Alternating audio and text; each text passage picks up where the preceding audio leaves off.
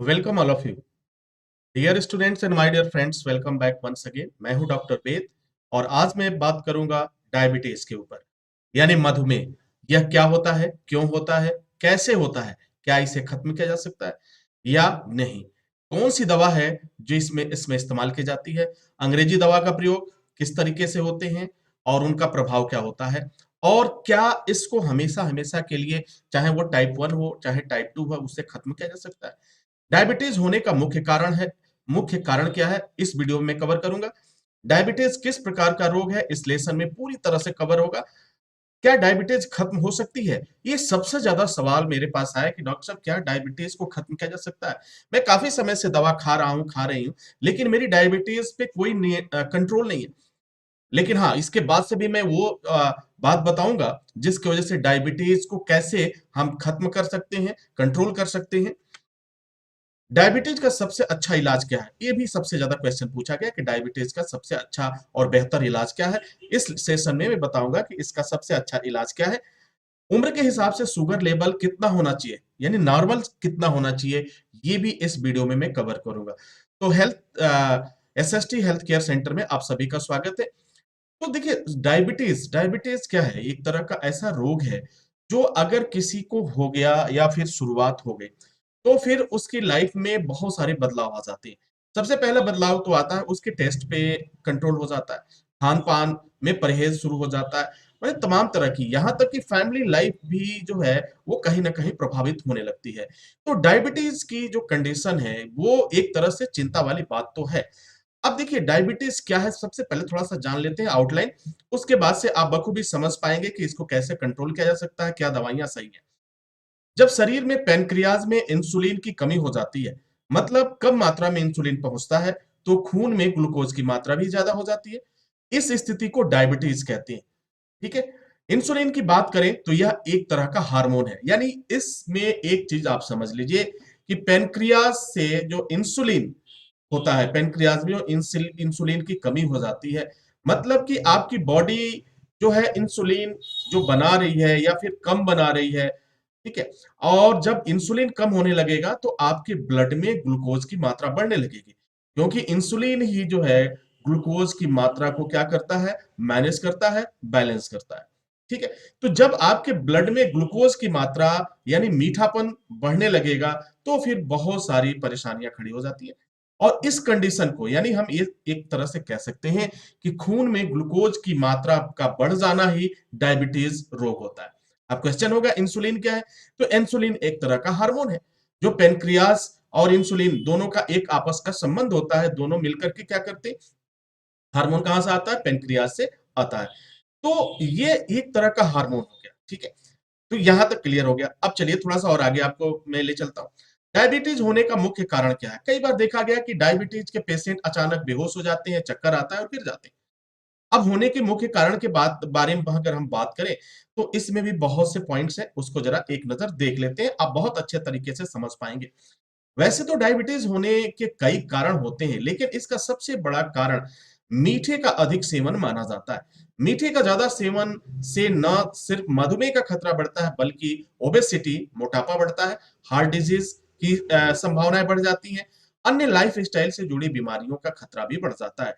और देखिए, ये जनरल कारण मैंने बताया कि ये कारण मीठा खाने से होता है। हाँ, बिल्कुल इसका रोल तो होता है। अगर मीठा आप खाते हैं, ऑयली चीजें खाते हैं, तो मोटापा, वो सभी चीजें जो आपकी मोटापा को बढ़ाती हैं, ये सारी चीजें ग्लूकोज के लिए, सॉरी माफ कीजिएगा, डायबिटीज के लिए ये खतरा बनती है।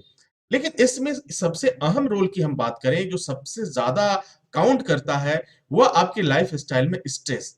यदि आप हमेशा तनाव में रहते हैं, हमेशा कोई ना कोई प्रॉब्लम्स आपके साथ बनी रहती है, तो आपका हार्मोन भी डिस्टर्ब होगा, आपका इंसुलिन भी डिस्टर्ब होगा और डायबिटीज हो जाएगा।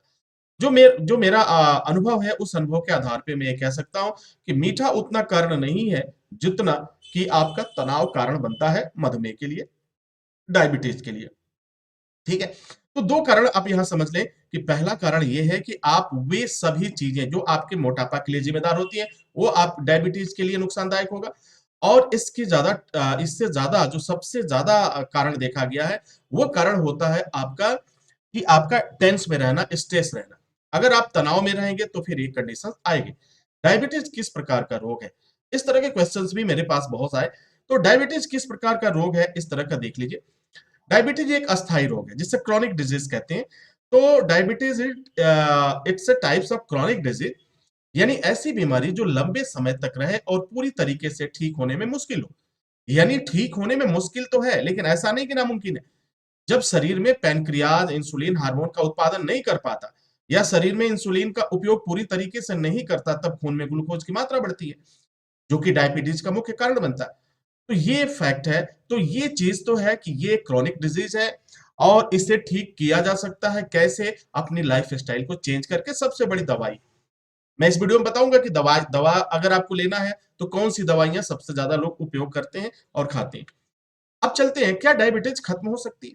मुझसे बहुत से ज्यादा क्वेश्चन सबसे ज्यादा आएगा कि डॉक्टर साहब क्या डायबिटीज को खत्म किया जा सकता है? क्या ये पूरी तरह से खत्म हो सकती है, चाहे टाइप 1 हो चाहे टाइप 2 हो? तो देखो, ये पूरी तरह से खत्म करने की जहां तक हम बात करेंगे, जब तक आपकी लाइफ स्टाइल डायबिटीज के अकॉर्डिंग चलेगी और आप उसको क्योर करोगे, तो निश्चित रूप से इसे आप कंट्रोल कर सकते हो। क्योंकि डायबिटीज को हमेशा हमेशा के लिए खत्म करना ये मुश्किल है। हमेशा आप खत्म नहीं कर सकते हैं, क्योंकि इसका रोल हमारी बॉडी में बना रहता है। हाँ, इसके लेवल इसके लेवल को मेंटेन करने की अगर हम बात करें, तो इसकी लेवल को मेंटेन किया जा सकता है। बेशक डायबिटीज का कोई अस्थायी इलाज नहीं है, ये तो सब लोग जानते हैं, और इसे कंट्रोल करना मुश्किल है, लेकिन असंभव नहीं है। इसे हम नियंत्रण में कर सकते हैं, इसे कंट्रोल कर सकते हैं। डायबिटीज कंट्रोल के उपाय और इलाज क्या है, अगर इस संदर्भ में बात किया जाए, तो वैसे तो डायबिटीज कंट्रोल के लिए मेडिकल में कई तरह की दवाइयां उपलब्ध है, लेकिन आप इसे आयुर्वेदिक तरीके से मैनेज कर सकते हैं, या आयुर्वेदिक तरीके से यानी अपने खान पान के तरीके से मैनेज कर सकते हैं, एक्सरसाइज से मैनेज कर सकते हैं, योगा से मैनेज कर सकते हैं, इससे आप मैनेज कर सकते हैं। और हाँ, ये बिल्कुल असरदार हुआ है और पूरी दुनिया आज योग को अपना रही है, सिर्फ इसलिए कि उन्हें डायबिटीज को कंट्रोल में करना है, अपने ब्लड प्रेशर को कंट्रोल में करना है, अपने शुगर को कंट्रोल में करना है। तो डायबिटीज के लिए सबसे ज्यादा अगर उपाय कारगर सिद्ध होता है, तो मैं आपको बोलूंगा कि आपकी लाइफ स्टाइल, आपका खान पान, बगैर अंग्रेजी दवाओं के आप अपने डायबिटीज को कंट्रोल में ला सकते हो। अब देखो, डायबिटीज का सबसे अच्छा इलाज क्या है? डायबिटीज का सबसे अच्छा इलाज है कि आप फिट रहें, आपकी हेल्दी डाइट हो, आप मॉर्निंग में आप एक्सरसाइज जरूर करें, योगा जरूर करें, ये डेली रूटीन में। डायबिटीज का खतरा आमतौर पे एक बात और कहा जाता है कि अगर आप लापरवाही करते हैं, लापरवाह होते हैं, तो डायबिटीज का खतरा आपके लिए बढ़ता जाता है। और निश्चित रूप से इंडिया में अगर देखा जाए, तो जितने लोगों को अगर डायबिटीज हुआ है, तो वो कहा जाता है कि उनकी लापरवाही का ही देन है। लापरवाही का देन का मतलब क्या होता है? कि वह अपने आप पर ध्यान नहीं दे पाते, अपने आप पर केयर नहीं कर पाते, अपने फिटनेस पे ध्यान नहीं दे पाते, अपने खान पान पे ध्यान नहीं दे पाते, जिसका नतीजा होता है कि उन्हें डायबिटीज जो है एक गिफ्ट के रूप में मिल जाता है और उनके लाइफ को परेशान करता रहता है। रहा सवाल अंग्रेजी दवाओं की, अगर मैं बात करूं, तो डायबिटीज में सबसे ज्यादा जो दवाइयां उपयोग की जाती है, वो मेटफॉर्मिन की दवा उपयोग की जाती है। ये क्या करता है कि थोड़ा सा इंसुलिन को मैनेज करने का काम करता है, लेकिन ये इसके साइड इफेक्ट्स भी हैं। इसके साइड इफेक्ट्स भी हैं। ये अगर लंबे समय तक अगर इस दवा को खाया जाए, तो हमारे बॉडी के अन्य ऑर्गन भी प्रभावित होते हैं और खराब होने के चांसेस बढ़ जाते हैं। यह मुख्य रूप से लीवर में ग्लूकोज के मेटफॉर्मिन करता क्या, जरा इसको समझ लीजिए। मेटफॉर्मिन जो है मुख्य रूप से लीवर में ग्लूकोज के उत्पादन को कम करके और इंसुलिन के प्रति आपकी शरीर की जो सेंसिटिविटी है, यानी संवेदनशीलता है, उसमें सुधार करता है, जिससे कि इंसुलिन जो है अधिक प्रभावी ढंग से काम कर सके, यानी आपकी बॉडी में ग्लूकोज की मात्रा को नियंत्रण कर सके। तो डायबिटीज के लिए सबसे अच्छा, देखो, आप अंग्रेजी दवाइयां भी ले सकते हैं। अगर ज्यादा कंडीशन खराब है, तो आपको बेशक आपको अंग्रेजी दवाइयों का भी साथ लेना पड़ेगा, क्योंकि इसके अलावा कोई दूसरा ऑप्शन नहीं है। लेकिन जैसे जैसे थोड़ा सा आपका डायबिटीज अगर कंट्रोल होता है, तो आप अपने तुरंत खान पान पे ध्यान दीजिए और एक्सरसाइज योगा पर ध्यान दीजिए।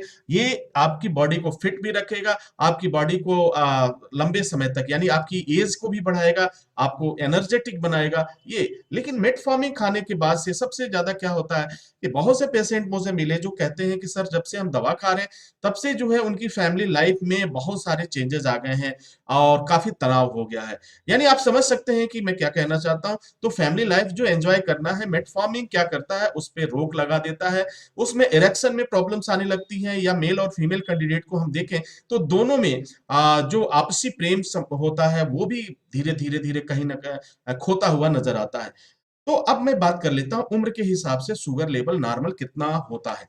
अक्सर ये भी आपने पूछा, तो उम्र के हिसाब से अगर शुगर लेवल की मैं बात करूँ, तो यदि 0 से लेके 5 वर्ष के बीच की है अगर बच्चे की आयु है, तो एक रेशियो में लेके चलता हूँ, तो उनका ग्लूकोज़ लेवल जो है 100 से लेकर 180 के करीब होगा, हो सकता है। और 6 से 9 साल के बच्चों को देखा जाए तो 80 से 140 के दायरे में होगा। 10 साल से या उससे अधिक की उम्र के बच्चों में देखा जाए या लोगों में देखा जाए तो 70 से 120 होता है। यानी यही जो है फिर आगे अगर थोड़ा-सा हम बड़े लोगों में चलें तो फिर ये 90 से लेकर के 140 100 से लेकर 140-50 के बीच में होता है। तो ये उम्र के हिसाब से शुगर लेवल होता है। ये एक नॉर्मल शुगर लेवल है, लेकिन कई जगह इसमें काफ़ी बदलाव भी देखने को मिलते हैं, कई जगह काफ़ी चेंजेज़ भी मिल रहे हैं। क्योंकि ये डिपेंड करता है कि ये शुगर का जो लेवल लिया गया है, वो किस कंडीशन में लिया गया है। क्या खाना खाने से पहले है या खाना खाने के बाद है? ये तमाम चीज़ें काउंट करती हैं। लेकिन अगर एवरेज की हम बात करें, तो एवरेज लगभग इससे थोड़ा-सा ऊपर-नीचे चलता है, ये चलेगा।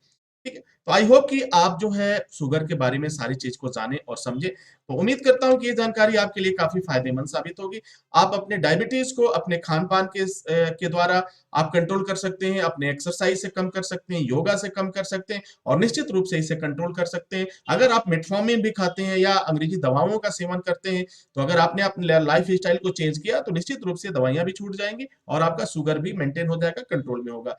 तो उम्मीद करता हूँ कि ये जानकारी आपके लिए काफ़ी फ़ायदेमंद साबित होगी। अगर आपको किसी इससे डायबिटीज़ से संबंधित किसी तरह की कोई दिक्कत आती है या आप मुझसे परामर्श करना चाहते हैं, तो दिए गए नंबर से आप मुझे अपॉइंटमेंट बुक करके आप मुझसे बात कर सकते हैं, सलाह ले सकते हैं और अपने आप को फिट रख सकते हैं। मेरी शुभकामना है कि आप स्वस्थ रहें, लंबे समय तक स्वस्थ रहें और खुशियों के साथ आपकी आयु बढ़े, अपने परिवार के साथ आप रहें। इसी के साथ